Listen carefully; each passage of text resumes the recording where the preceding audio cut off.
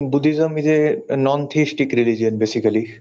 Yeah, but what does that mean? That's an I mean, for me, that sounds like an oxymoron. What do you mean non-theistic religion? Means a religion without any god, like you can say like that. How do you reconcile that with the reality of the world around you? No, actually, Buddhism, the purpose of life in Buddhism is not to find how the world created, how to means worship God, not like that. Our purpose of life is very different if you see. Tell us what your purpose So, of life is. uh, our purpose of life is to get rid of all these sufferings and in this current world. Means like So we believe in a sure. yeah. Yeah, I understand. So how is it? How did you arrive at this purpose of life? Because Buddha found the means true nature of living means like How did he? So people. this I'm going to keep asking this hard question. How did he Yeah. arrive at this? Where did he get this information from? Means Buddha means did meditation and attained a higher spiritual level where he saw the universe working and past, future, everything he saw and observed with his divine eyes Yeah. So this is a and thing came now. to a conclusion. Thank you. Yeah. Appreciate that. So Yes. what you're saying, because now what you're saying, you start off with I don't believe in God. This is what you say, yes. Yeah. And then you Yeah. say that you have a purpose of life which is different. And then we are inquired about Yeah. this purpose of life. And then the Yeah. purpose of life you came up with was something the Buddha gave. So Buddha, and I said, how did he arrive at this? And you said that he meditated. So my first question is, why was he meditating? Who told him that was what he needed to do? And then he achieved Yeah. a higher spiritual realm. How does he know? How do you know there's a higher spiritual realm? And then he saw past, present, and future with the divine eyes. Now, when you talk about seeing past, present, and future with the divine eyes, this is theistic language. You cannot apply Yeah. this. You cannot apply this language to anything natural. And this is what you're doing. Do you understand? So Yeah. But already what I'm seeing is okay. a contradiction in the way you're presenting Buddhism to me. Why was Buddha meditating? Why was he doing that? Who told him this is what you need to do? How No, do you know because he. how do you know this is the way that you need to connect with God? What's the reason for this? How does he know Yes. So that? let me. How does he know that he had spiritual enlightenment? No. No. How do you know that? Means yes, means in our scriptures it's written that Buddha means saw the people suffering, means people dying and again reborn, means the cycle of rebirth. Everyone is trapped into that. So he went to meditation to find a solution to get out of this suffering from the cycle of rebirth and go beyond it. So he did meditation and attained a higher spiritual level, which a normal person couldn't attain. So he Listen, became Buddha. sure, I understand. But Yeah. Johan, you see, because you're missing the point. So first of all, you said he saw the cycle of birth and rebirth. This is before Yeah. the spiritual enlightenment, yes? No, This is during the meditation and attaining spiritual level, so he saw how do in his you divine eyes. understand? So what you're pointing towards now is a supernatural aspect of the universe, and you're giving Yeah. essentially, whether you realize it or not, you're attributing divinity to a being. Yeah. In that this Yes. is a transcendent being who is able to see past, present, and future. Yeah. Yeah. And he also means developed a very higher knowledge about this world And and he has, life. and he Like has that. and he's all knowing. So you're essentially giving attributes that we would give to the creator, but you're giving it to someone else. But you're still maintaining that you're Yeah. non-theistic. How are you maintaining this, that you're non-theistic? Because we don't believe Buddha as a God. We believe him as our spiritual teacher Okay, who I'm going to shows describe the it. Okay, let me explain this to you. I'm going to describe a carrot to you. Okay, a carrot. Okay. Okay, I believe Okay. in carrots. I want you to understand. I'm describing a carrot to you. Yeah. So Yeah. there's a bread layer, and on the Yeah. bread layer there's some mustard, and then on top of that there's a thick, Yeah. juicy steak. Yeah. And on Yeah. top of that there's a little bit of salad, and on top of that Yeah. there's another bun with some seeds sprinkled on it. That's a carrot. Yeah. Do you accept Yeah. my definition? No, I did accept. Why don't you accept? I'm telling you, it's a carrot. This is a carrot. It's But bread, mustard, steak, salad, another bun on top with some seeds. This is a carrot. No, because it doesn't look like the carrot that people sow. It completely looks different. Okay, so this is the problem that we're having. So now you understand my point. You're saying to me, this is a we don't believe in God, but we have this all-knowing, all-seeing, transcendent being. Means not transcendent, means you can say in mortal level he is the highest, means person, highest spiritual level, a person who has You're missing attained the in first step. mortal realm. You're explaining how he arrived. Yeah. What I'm talking about is you're missing the description. You're giving a divine description and saying that you don't believe in the divine. You're giving a theistic description and you're saying you don't believe in the theist. You're talking about a carrot that looks like a hamburger. Do you understand? This No, is the but problem I'm having with you. yeah.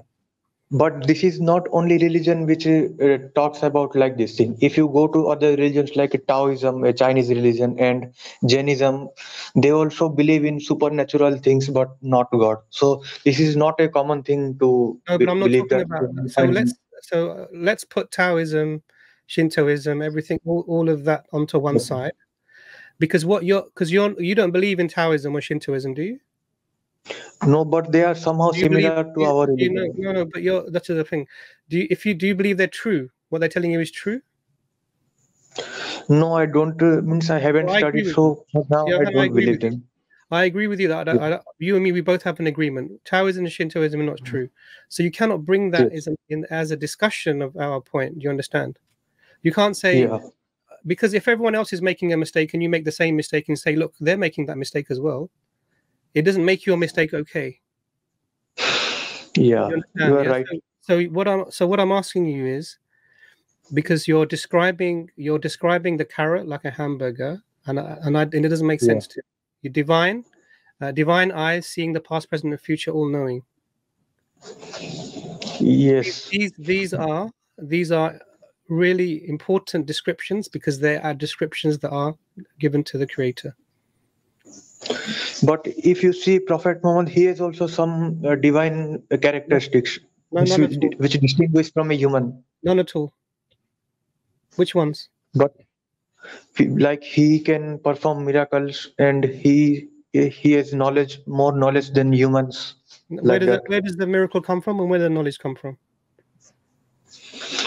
Yes, this is the basic difference. Buddha attained everything from himself. Muhammad took from Allah. This is the only difference. No. So this is the thing. So if God is giving, if the Creator is giving something in the creation an ability, that thing in the creation, whatever it is not in itself, doesn't become God. That doesn't make it God. And you've made an even bigger claim. You've said the Buddha has these by himself. He got them himself. Yes, he so means we have a self-made divine eyes, seeing the past, present, and future, all knowing. This is how much more description do you want to give of God? But this is written in our scriptures that he attained all this by himself and showed humanity the true path, like that. So I am telling what's written in scripture. I understand. Can I ask him a question? Johan? Yes. Hello, brother. Welcome to the stream. Johan, who created Buddha? His mother and father.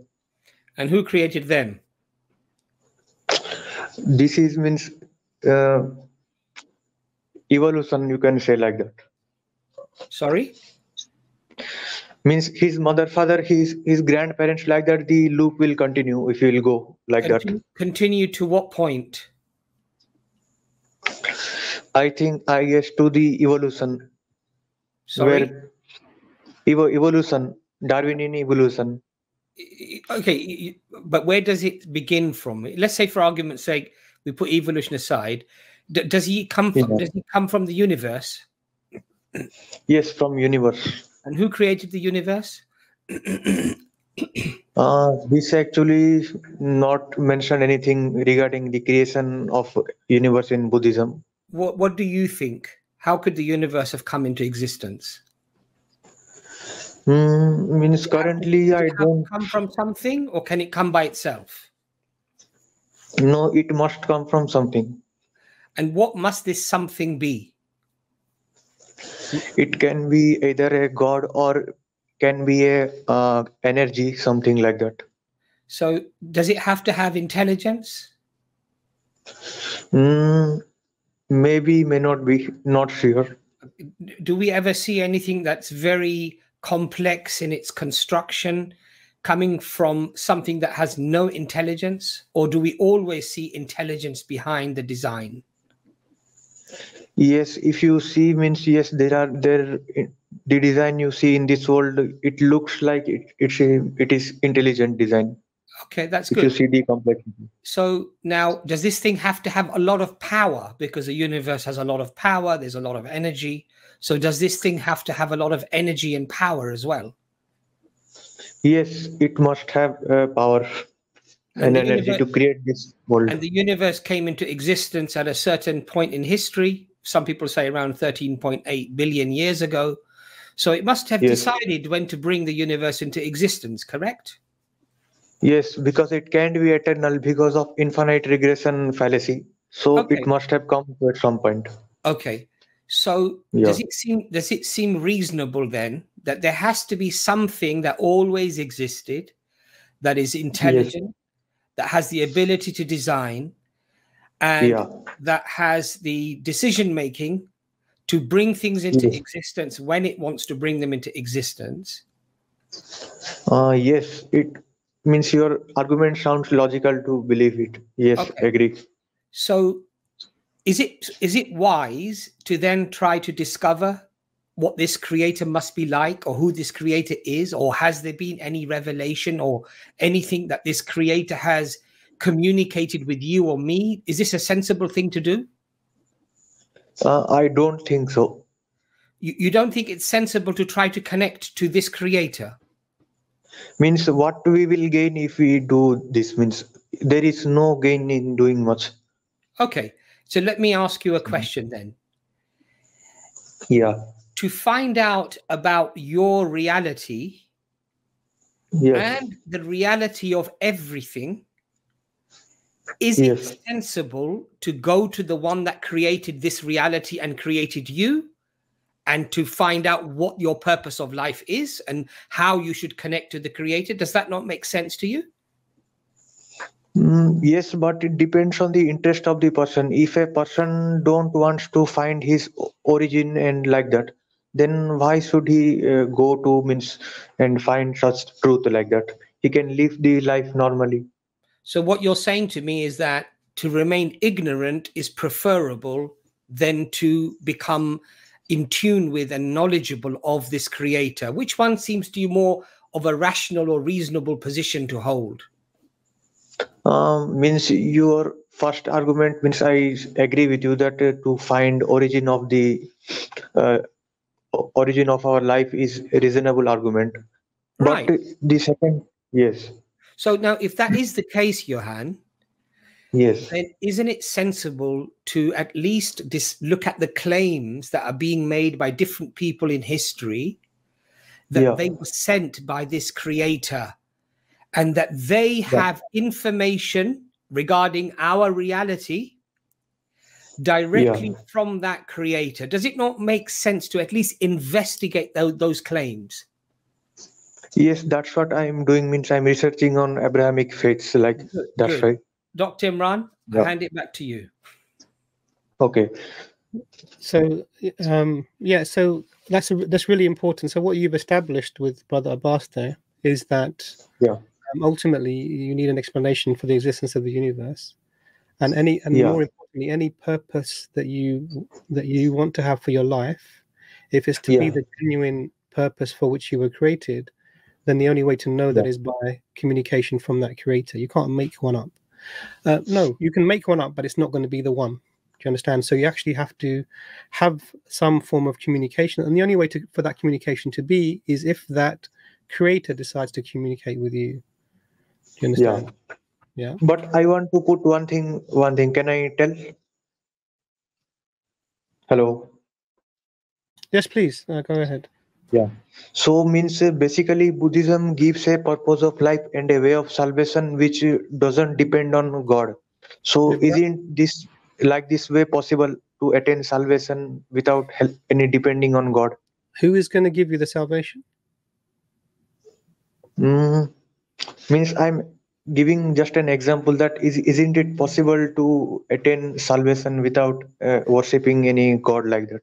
Sure. And the reason I'm asking you this question is the attaining the salvation depends upon the system that was created by the Creator and the method for which salvation is going to be achieved.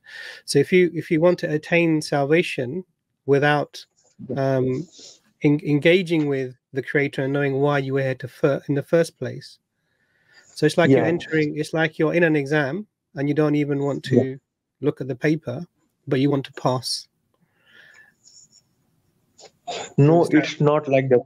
No, it's, you can say like that a school opened and teacher told that you have to study under me to pass the exam, but another teacher said you can study yourself and clear the exam. So Buddhism is like something like that, you can say. The second Johan, what you need is the teacher to tell you. Actually, Johan, let me ask you another question. If the teacher says you need to study, or let's say the teacher says you don't need to study, but the headmaster says that you do need to study, who are you going to listen to? Headmaster, of course. So the headmaster of the universe and everything, the one in charge of everything, the one that created everything, the one that sustained everything, the one that designed everything, the one that has allocated every breath that you breathe, every heartbeat that beats in your chest, is telling you directly, I have created human beings and the jinn, i.e. the spirits, for no other reason but to worship me. Okay, that's the headmaster of everything. That's the one in charge of everything. That's the one in control of everything. Now, what you're saying is, I want to follow Buddha, who said some words that were recorded thousands of years later, many thousands of years later, where we don't know exactly what words were spoken.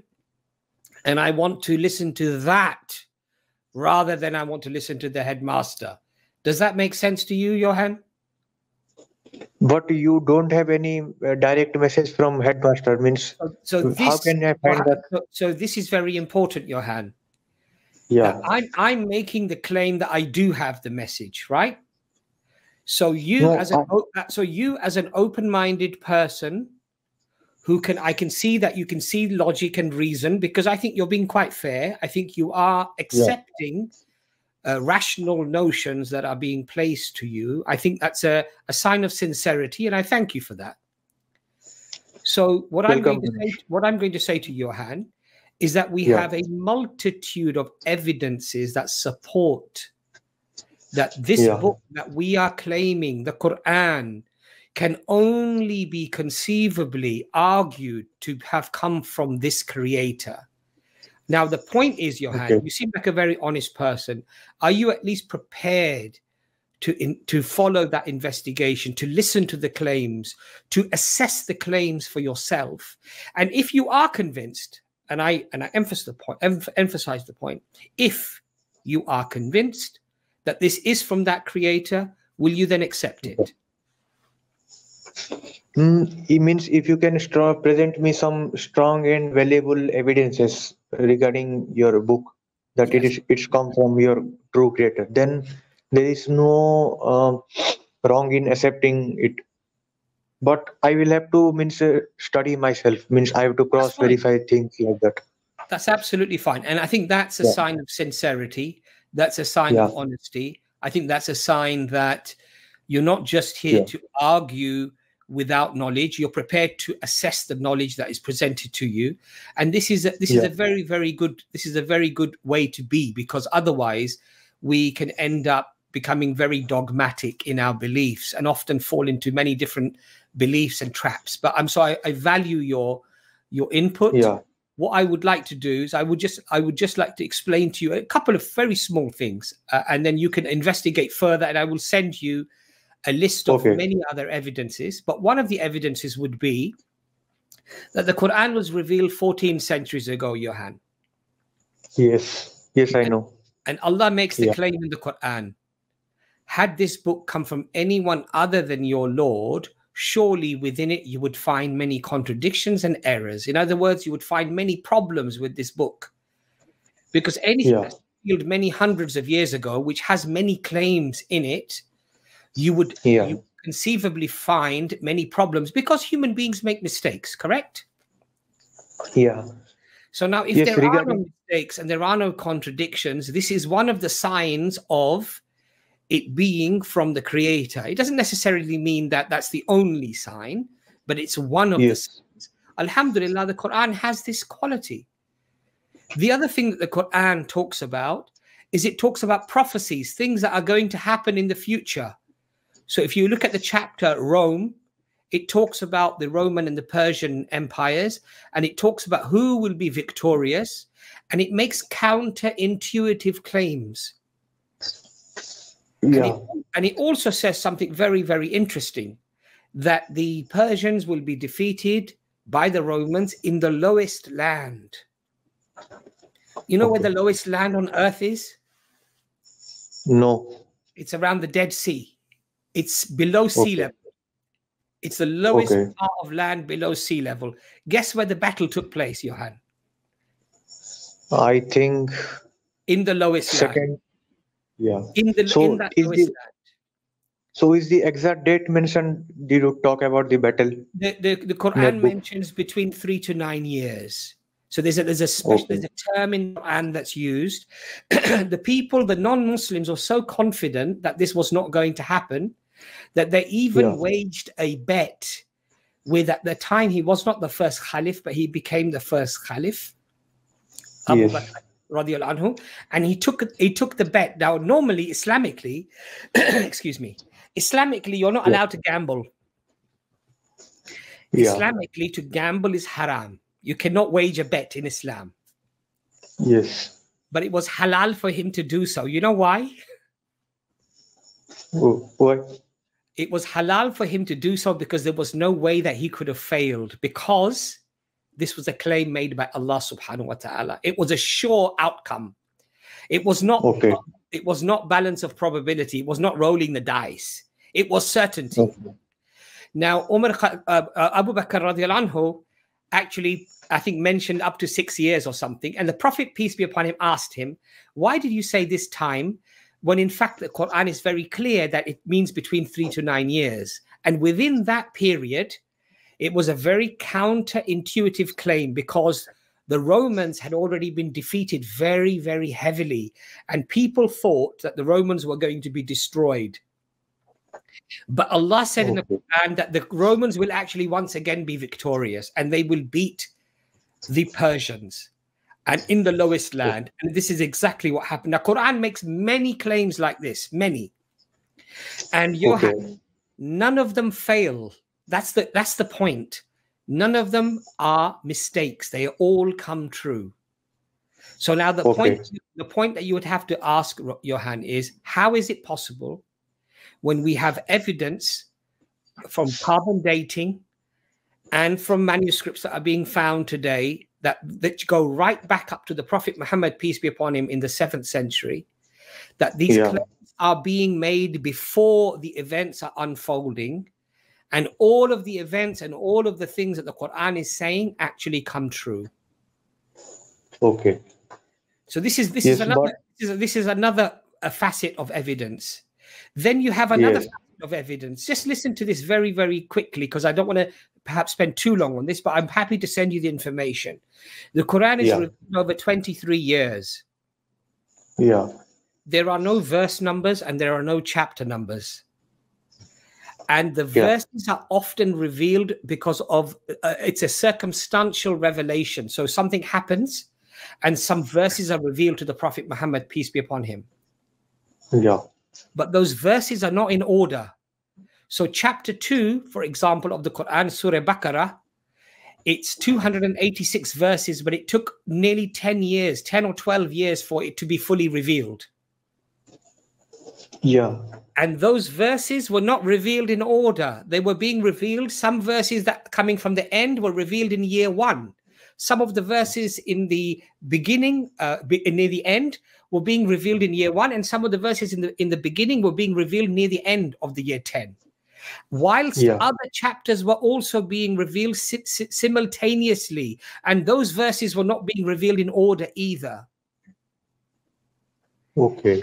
And then you have one coherent reading of the Quran. Now, I'm just going to get a quick book for you that I want you to read if you have time.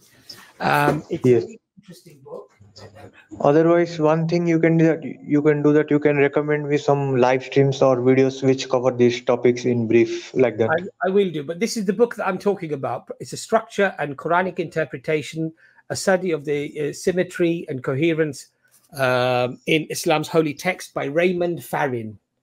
Now, Raymond Farin wrote this book before he was Muslim, and he ended up accepting Islam because in the Quran, he found patterns of text that was so complex that he thought to himself that this book was revealed over 23 years. The verses are not revealed in order. The chapters are not being revealed in order. And it's all done by memory. There was not one book that was compiled at the time of the Prophet Muhammad, peace be upon him. And he said, there is no way that you can end up with such complex structures of the language, the text, in this way. And so he became Muslim. And I could go on and on and on and on and on and on and mention many other evidences. Now, the question I'm going to ask you, Johan, is if everything I have told you is true, if it's true, would you agree that that's a very remarkable book? Yes, I can agree that it is extraordinary as compared to other books. Right. I can agree to that. So what I'm going to do is Dr. Imran's going to put our email address on the screen.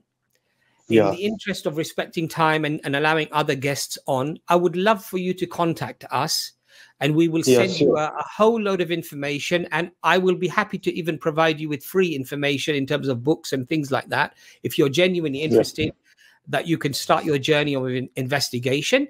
And once you are, if you are convinced with the evidence, once you have scrutinized the evidence, I think you seem like a very honest and a very reasonable person. Inshallah, Allah will guide you. And I hope that the brothers and the sisters who are watching the stream, they also pray that Allah, inshallah, guides you to the truth. Can you see the email address on the screen?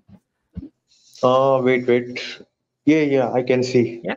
So please take the email address. You can obviously look at the video on YouTube as well and rewind it and get to this point, and you'll see the email address. Contact us, and we'll be happy to provide you with this and much more information and much more evidence to support the Quran. Dr. Imran, do you want to add anything before we get Idris on? No, that's fine. Johan, we appreciate you coming on. Thank you very much. And one last thing I want to say. Can I tell? You go ahead. I've studied Buddhism for a while.